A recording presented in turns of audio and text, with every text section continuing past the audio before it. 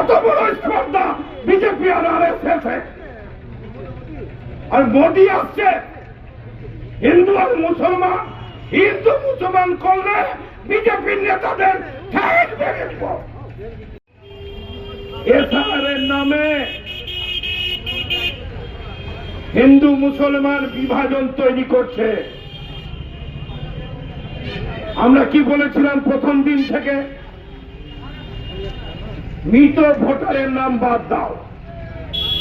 কেন? এই তৃণমূল যে ভোটে জিতে তার 10% ভোট হচ্ছে এই চড়ুয়া ভোট। আমরা কি বলেছিলাম? ভুয়া ভোটারের নাম বাদ দাও। একই লোকের 4 জায়গায় নাম থাকবে কেন? বাদ পড়েছে, বিয়ে হয়ে গেছে, ট্রান্সফার বাদ দাও। নির্বাচন কমিশনের অধিকার আছে। এই গোপালপুরে 199 নম্বর বুথে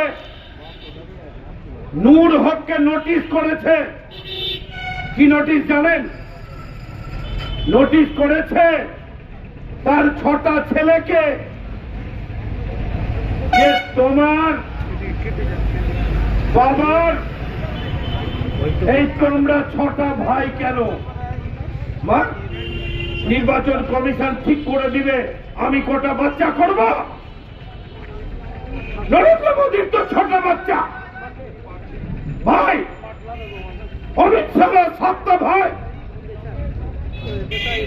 ঠিক করে দিবে। একটা ভোটারকে বলছে নূর হকের ছেলেদেরকে, নূর হক যে তোমাদের বাবা, কাগজ দাও, বাপের জমিদারি। কালকে বলেছে অ্যাডমিট কার্ড চলবে না। কত বড় স্পর্ধা বিজেপি আর আরএসএস আর মোদী আসছে হিন্দু আর মুসলমান, হিন্দু মুসলমান করলে বিজেপির নেতাদের ঠ্যাং ভেঙে দিব। মানিক চকে যদি করে